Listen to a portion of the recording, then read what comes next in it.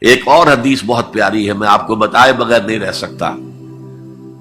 حضور اپنے حجرے سے برآمد ہوئے تو آپ نے دیکھا مسجد نبوی کے ایک کونے میں صحابہ بیٹھے ہیں، قرآن کا مذاکرہ کر رہے ہیں۔ مذاکرہ ایک ہوتا ہے درس، ایک شخص بول رہا ہے دوسرے سن رہے ہیں، یہ نہیں، مذاکرہ آپس میں۔ حضور کے چہرے پر بشاشت کے آثار ظاہر ہوئے۔ آپ چل کر آئے، آپ نے ایک سوال کیا عجیب، کہ آپ لوگ اس کی گواہی نہیں دیتے کہ اللہ کے سوا کوئی معبود نہیں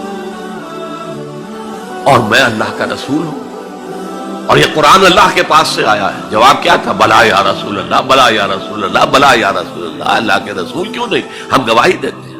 اب فرمایا جس کے لیے میں نے یہ حدیث سنائی، فاستبشروا، خوشیاں مناؤ، جیسے ہم نے دوسرا جو تھا سورہ یونس کی آیات، فبذالک فلیفرحوا، خوشیاں مناؤ، جشن مناؤ اس قرآن پر۔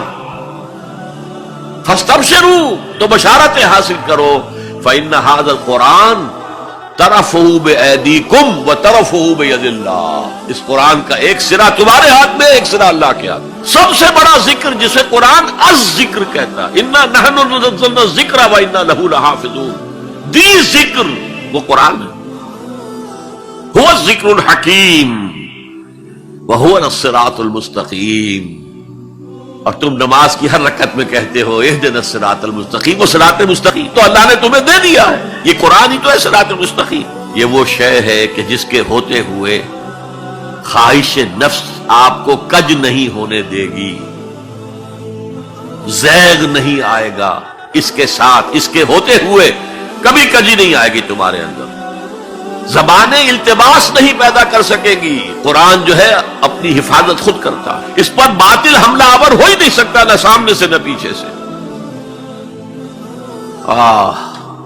وَلَا يَشْبَعُ مِنْهُ الْعُلَمَاءُ، علماء اس قرآن سے کبھی سیری محسوس نہیں کریں گے، کبھی بھی یہ محسوس نہیں کریں گے کہ بس قرآن سے جو لینا تھا ہم نے لے لیا، اب کچھ نہیں رہا۔ پڑھتے رہیں گے، پڑھتے رہیں گے، پڑھتے رہیں گے، معلوم ہوگا ہر مرتبہ کوئی نئی چیز آ رہی ہے۔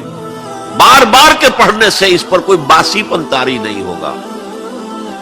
کوئی اور کتاب دنیا میں ایسی نہیں ہے، ایک دفعہ پڑھ لی، دو دفعہ پڑھ لی، پھر تیسری دفعہ ہاتھ لگانے کو جی نہیں چاہتا، پڑھنے کو جی نہیں چاہتا، سوال ہی پیدا نہیں۔ یہ وہ ہے، پڑھتے رہو گے، پڑھتے رہو گے، اس پر کوئی باسی پن طاری نہیں ہوگا۔ وَلَا تَنْقَضِي عَجَائِبُهُ، اس کے عجائب کبھی ختم نہیں ہوں گے۔ یہ وہ کتاب ہے جسے جیسے ہی جنوں نے سنا فوراً کہا ہم نے آج ایک بہت عمدہ کلام سنا ہے، کتاب سنی ہے، تو ہم تو ایمان لے آئے، ایک دفعہ سنا ہے اور وہ داعی بن کر چلے گئے۔ یا قومنا اجیبوا داعی اللہ، اے ہماری قوم کے لوگوں، اس اللہ کی طرف پکارنے والے کی آواز پر لبیک کہو۔ اب چار جملے جو آئے ہیں وہ اس حدیث کے اندر جو اہم ترین چیز ہے وہ ہے من قال بہ صدق، جس نے کوئی بات اس قرآن کی بنیاد پر کہی اس نے سچ کہا۔ ومن عمل بہ اجر، جس نے اس پر عمل کیا اس کا اجر محفوظ۔ ومن حکم بہ عدل، اور جس نے اس کی بنیاد پر کوئی فیصلہ کیا اس نے عدل کیا۔ اور آخری جملہ، کاش کہ اس کا مصداق اللہ مجھے بھی اور آپ کو بھی بنا دے۔ وَمَن دَعَا إِلَيْهِ هُدِيَ إِلَىٰ صِرَاطٍ مُسْتَقِيمٍ، جو اس قرآن کی طرف لوگوں کو بلائے گا، کسی اور کو ہدایت ہو نہ ہو، اس کی ہدایت ہو گئی۔ حضرت جبرائیل نے حضور سے کہا یا محمد صلی اللہ علیہ وسلم، امتک بعدک، آپ کے بعد آپ کی امت کا کیا حال ہوگا، کون سہارا ہوگا؟ حضور نے فرمایا مل مخرج منہا یا جبرائیل، اے جبرائیل تو بھی بتاؤ اس مسئلے کا حل کیا ہے، نکلنے کا راستہ کون سا ہے؟